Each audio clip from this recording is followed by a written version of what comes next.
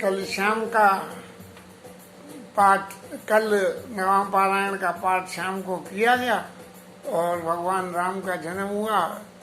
शाम के टाइम में काम के बाद कुछ थके हुए भी थे तो गाटन हुआ नहीं। सुबह से मन कर रहा था मेरे श्री राम आए हैं गाने का, अभी देखा तो उसका साहित्य नहीं, कहाँ इधर उधर हो गया पता नहीं।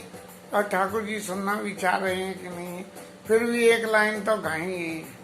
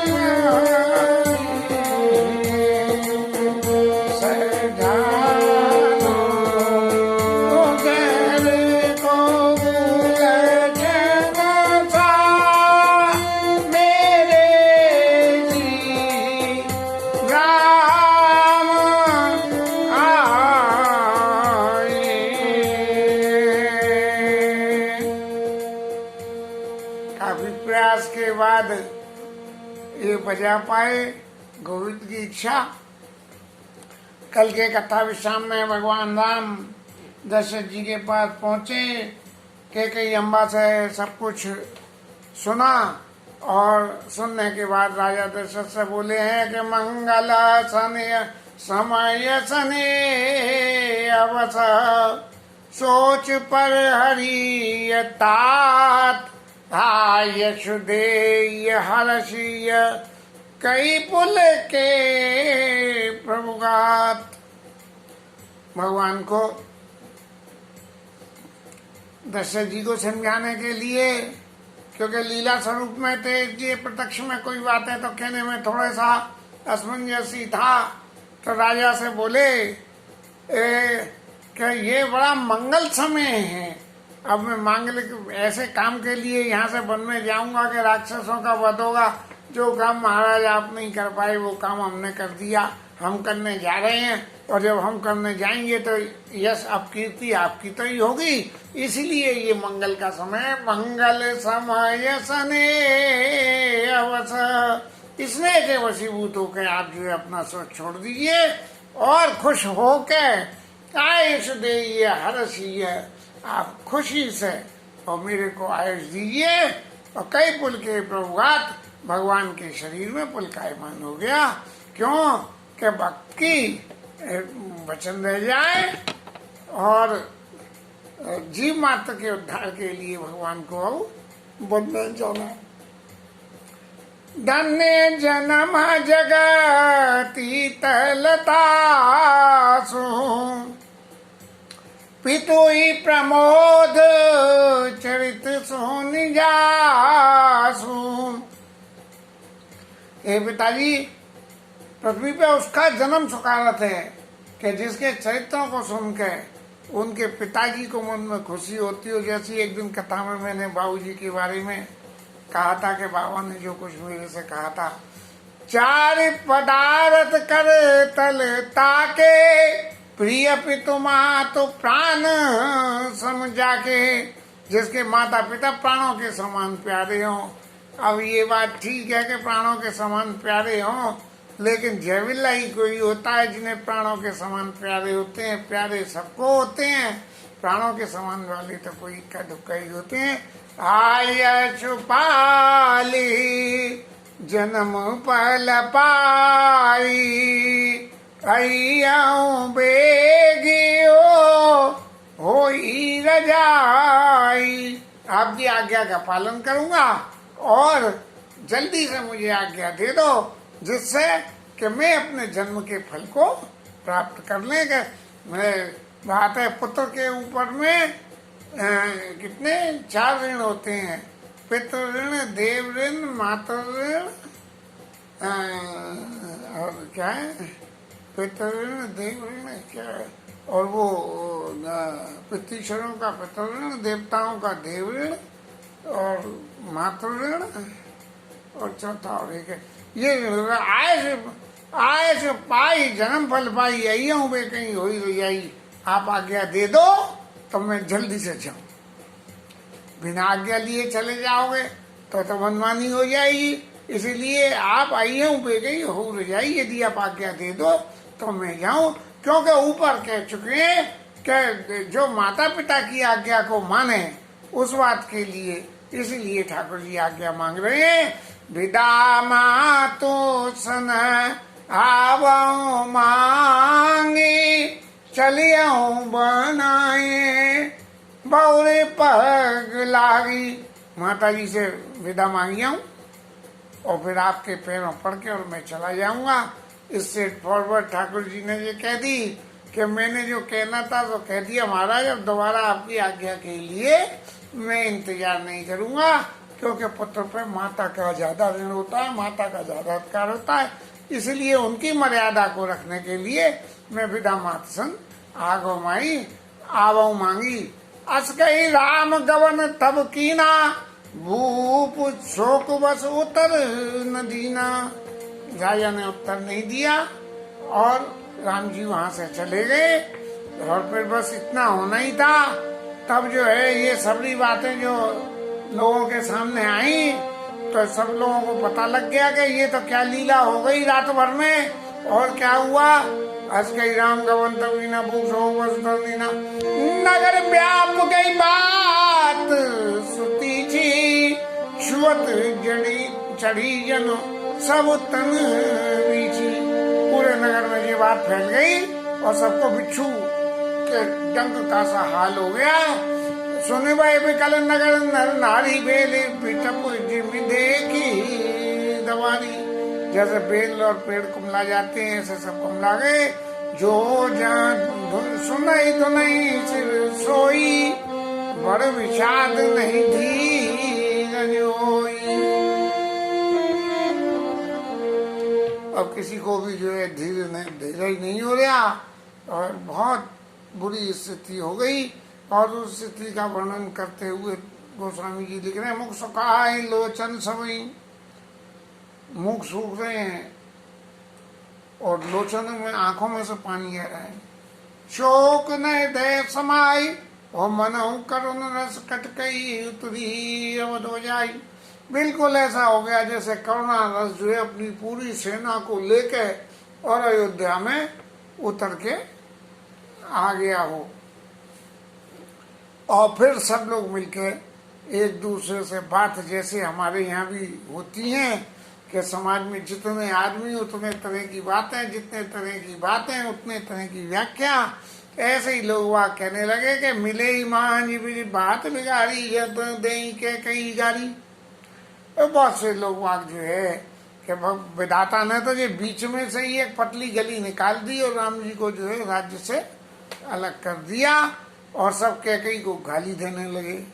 अब गाली तो जो भी दे रहे हैं, जिसको नहीं मालूम है वो देगा, लेकिन भगवान की लीला के किसने पार कहा? राम की चाही सोई होई, करे अन्यथा अस नहीं कोई। भगवान राम अगर न चाहे तो कोई कैसे कर सकता है? ए पाप पीनी बूझ का परे उछाई, भवन पर पावक धरेऊ। अच्छे वाले बसते हुए घर को ऊपर में और उनने छप्पर पे आग रख दी। अब छप्पर जलेगा तो सब कुछ जल जाएगा। निज कर नयन काड़े दिखा, और आंखों से देखने के लिए आंखें ही बाहर निकाल ली। और डार सुधा विष चाहत, चीका हाथ में से जो है अमृत को डाल के और जहर चखना चाहे। ये कैकेयी ने तो ऐसा हाल कर दिया। कुटिल कठोर को बुद्धि को अभागी, भाई रघुवंश बेनु आगी। और ये रघुवंश के बेंतों के वृक्ष जंगल के दिए तो ये जो है आग के समान हो गई। जब बांस के जंगल में आग लगती है तो एक भी बांस बचता नहीं है, सबरा का सबरा जल जाना। पाल अब पैठ पेड़ यही काटा, शोक ठाटू धरी ठाठा। पेड़ को पालने की बजाय तो काट दिया, और सूखे वक्त सूखा इंतजाम करने की बजाय उल्टा इंतजाम कर दिया। सदा राम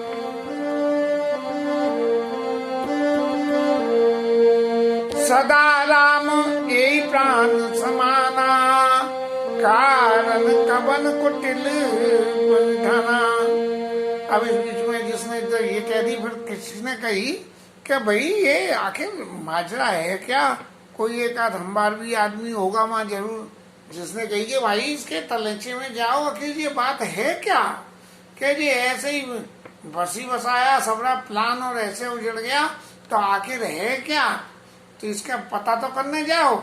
और जब पता करा तो एक बोला कि भाई बात ऐसी है कि सदा राम यही प्राण समाना। राम तो इनको प्राणों के समान ही प्यारे थे, और कारण कवन कुटिलपन ठाना। अब ये दुष्टता ऐसी कैसे कर ली इनने? क्यों कर ली ऐसी? दूसरे बोले तब, और फिर एक भले आदमी और बोले, क्या बोले? सत्य कही कभी नारी सुभाऊ, सबा वेद अगम अगाध दुराऊ। स्त्रियों का चरित्र सब तरह से अगाध होता है, और पुरुष समाज के बूते की नहीं है कि उसकी गहराई को नाप ले। निजी प्रतिबिंब पर को गई जाई, अपनी छाया को आदमी पकड़ ले। हालांकि छाया को ही पकड़ नहीं सकता है, लेकिन निजी प्रतिबिंब बरक गई जाही, और जान न जाई नारी गति भाई। लेकिन स्त्री की गति को पता नहीं कर सकता है। अब सवाल ये उठता है, क्या इस परिभाषा में पूरा स्त्री समाज आ रहा है? क्या स्त्री समाज को बदनाम करने के लिए गोस्वामी जी ने बात लिखी है? लेकिन ये बात स्त्री समाज पे सिर्फ उस समय ही लागू होती है जिस समय स्त्री समाज किसी कुटिलपन को लेके और ऐसा कोई खेल रचे जैसा कि अयोध्या में हो रहा था। उस वक्त उनकी दुष्टता की कोई सीमा नहीं रहेगी। और वैसे नवरात्रे चल रहे हैं तो या देवी सर्वभूतेषु मातृ रूपेण संस्थिता। मातृ स्वरूप में जिस वक्त है तो नमस्तस्यै नमस्तस्यै नमस्तस्यै नमो नमः, तब तो वो 3 दफे नमः करने लायक हो जाती है। लेकिन जब जीवन में जो स्त्री जीवन में कुटिलपन धारण करे, ये फॉर्मूला उसके लिए लागू होता है। निज प्रतिबिंब बरक गई जाई, जाने न जाई नारे गतिबाई। का न पावक जारे सक, का न समुद्र समाय, और का न करे अवला प्रबल, कई जग काल न खाई। ये जो कमजोरियों की व्याख्या है कि भाई स्त्री क्या नहीं कर सकती है, ये तो देवी स्वरूप है, सब तरह की इनमें सामर्थ्य है, लेकिन जब कुमति हो जाए और खास करके वो जबकि वो अबला हो, अबला का शब्द, अबला का शब्द का मतलब तो ये हुआ अबला, बोले कि जिसमें भला है ही नहीं। लेकिन अबला क्या हुई, जब बला माने बल, और जब बल नहीं है तब वो जो है खिसियानी बिल्ली हो जाती है। इसलिए उस पर का न करे अबला प्रबल, और कई जगह काल न खाई, काल कैसे नहीं खाया जाता है। का सुनाई विधि का दिखावा का दिखाई, का सुनाई विधि का सुनावा का दिखाई, चे का दिखावा, क्या तो सुनाना चाहता था भगवान और क्या सुना दिया। और फिर क्या हुआ, एक कहीं बलभूप न कीना, अब उनमें और एक चतुर आ गए कि राजा ने अच्छा नहीं कही करा, क्या नहीं करा कि पर विचार नहीं कुमति दीना। अरे इस कुमति को पर विचार के नहीं दिया। अरे भाई किसी को जब कुछ देने की हामी भर लोगे तो फिर विचार काहे का, वो तो फिर देना ही पड़ेगा। जो अट भय सकल दुख भाजन, बस वो वर देना ही सारे दुखों की हो गया। और अबला विवश ज्ञान गुण गाजन, के जिसको एक अबला स्त्री के वशीभूत होके अपने सारे ज्ञान को उठा के और उन्होंने रख दिया। राजा दशरथ के इस चरित्र की भत्सना के लिए ही कैकेयी को ये अपयश झेलना पड़ा, और है ये ठाकुर जी की लीला। लेकिन जब अपयश झेलना था तो कैकेयी ऐसी मैया थी कि जिसने इसको स्वीकार कर लिया, और नहीं तो कौशल्या जी और सुमित्रा ने किसी ने भी ये हामी नहीं भरी कि इस लीला में हम सहायक होंगे। कोई सहायक नहीं थे, किसी को कुछ खबर नहीं थी। क्यों कि जब बन जाने की हो गई और भगवान जाने लगे, तब कौशल्या जी ने कही है, जो मैं कहूँ संग मोई लेऊ, और तुमरे हृदय होई संदेऊ, कि जब मैं ये कहूँ कि तुम मुझे अपने संग ले चलो, हे रामलाल तुम मुझे भी वन में अपने संग ले लो, मैं यहाँ क्या करूँगी। तो तुमरे हृदय होई संदेह, तुम्हारे हृदय में संदेह हो जाएगा। कि हमने कहा कि भैया ऐसा करो कि अच्छा ठीक है, तुम मुझे 2000 रुपये दे दो, और 2000 रुपये नहीं दो तो ऐसा करो अपने तिजोरी की चाबी दे दो, बाकी तो सब इंतजाम मैं कर लूंगा। तुमरे हृदय होई संदेह, पूत परम प्रिय तुम सभी के, और प्राण प्राण के जीवन जी के प्राण के प्राण हो, और जीवन के भी जीवन हो। इसलिए मैं कहूंगा तो तुम तो ये सीधी सीधी सी बात समझोगे कि भैया सबको लेके और वन में चलो, तहाँ जो राम वासु तहीं देवल से प्रकाशु, ऐसी बातें आ गए। इसलिए कौशल्या सुमित्रा तो कभी हामी में बनने को हो ही नहीं, लेकिन माता कैकेयी ने जो कुछ भी लीला सहयोग करने के लिए इस अपयश को ले लिया, और उसके संग में राजा दशरथ को भी ये अपयश मिल गया कि अबला विदस ज्ञान गुण गाजनु, जैसे जो है जोरू के गुलाम बन के और उनका ज्ञान ही खत्म हो गया। एक धर्म परमिति पहचाने, जो धर्मशील लोग थे हैं, और न पही दोष नहीं दे से आने, वो लोग राजा को दोष नहीं दे रहे हैं।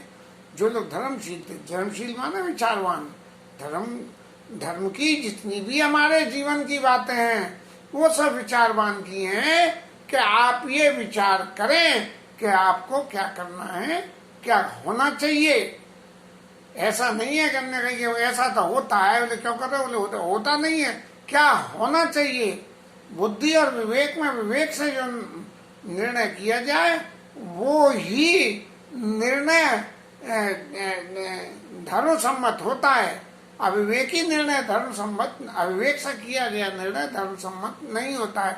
शिवदत्ती चंद कहानी, एक एक सम कहीं व कहानी, एक दूसरे से जो है हरिश्चंद्र राजा की, जिन्होंने सब कुछ छोड़ दिया, अपना पुत्र छोड़ दिया, पत्नी छोड़ दी, और यहाँ तक मसान में जाके उसके क्या नाम है मसान के ठेकेदार के यहाँ नौकरी करी, और जब उसके पुत्र की लाश को संस्कार के लिए लाए गए हैं तो कफन के नाम पर कुछ भी नहीं था, तो भी जो है पत्नी से साड़ी फटवा के कफन ले लिया, क्योंकि धनी के लिए ये था कि बिना कफन लिए जो है संस्कार नहीं होने देना। शिव ददीच हरिचंद कहानी एक सन कही बखानी, एक दूसरे को समझा के कह रहे हैं कि भैया जो लोग अपनी बात रखने वाले आदमी हैं वो तो अपनी बात को रखने के लिए, अपने प्रण को पूरा करने के लिए चाहे कुछ भी छोड़ना पड़े सब कुछ करते हैं। और जो ऐसा राजा ने भी किया है तो कोई उसने भूल नहीं की है। अब इतने में ही एक विरोधी दल के और नेताजी आए, चलते काम में रोड़े अटकाने वाले जिन्हें बोलते हैं। तो वो नेताजी क्या कह रहे हैं, एक भरत कर सम्मत काई, एक उदास भाई सो निराई। एक कह रहे हैं कि जरूर भैया ने इसमें जरूर कुछ न कुछ जो है अंटा मारा है, जब तो उसकी मैया ने जो सब ऐसा नाटक करा है। और एक आदमी क्या करेंगे चुपचाप सुनते रहती हैं। और उनमें से एक भरत जी के भी भगत हैं, कान मूंद करी रद गही जिया, एक कहाइया बात अलिया। जो लोग भगत जी को पास से जानते थे, जिन्होंने भरत जी के चरित्र को देखा था और जिन्होंने चरित्र को समझा था, वो अपनी कान मूंद न्यो, कानों में उंगली डाल के रद गई जिया, अपनी जी को एक कही यह बात लिया। बोले ये बात तो बिल्कुल 100% गलत है। सुकत जाई असकैत तुम्हारे, राम भरत कहूँ प्राण पिया।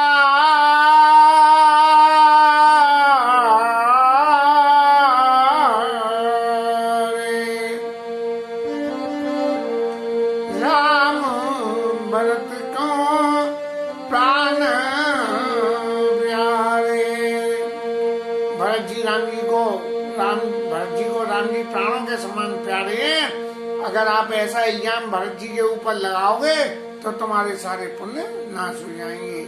चंद छबे बरु अनलकन अनलकना सुदा होई निष्तोल, सपने कवई न करई किछु भरत राम। चंद्रमा चाहे चांदनी और अमृत की बजाय विष देने लगे और अमृत विष के समान हो जाए, ये सारी असंभव बातें हो जाएं, लेकिन भरत जी कभी भी राम जी के प्रतिकूल कोई काम नहीं कर सकते हैं। ऐसी बातें समाज में तरह तरह के लोग तरह तरह के ग्रुपों में और एक दूसरे से बोल रहे हैं। सत्यता की बात जानने में अभी देरी है, जब सत्यता की बात आवेगी तब जो कुछ होगा वहां से कथा फिर आगे चलेगी। आज की कथा विश्राम। हरि नाम कीर्तन।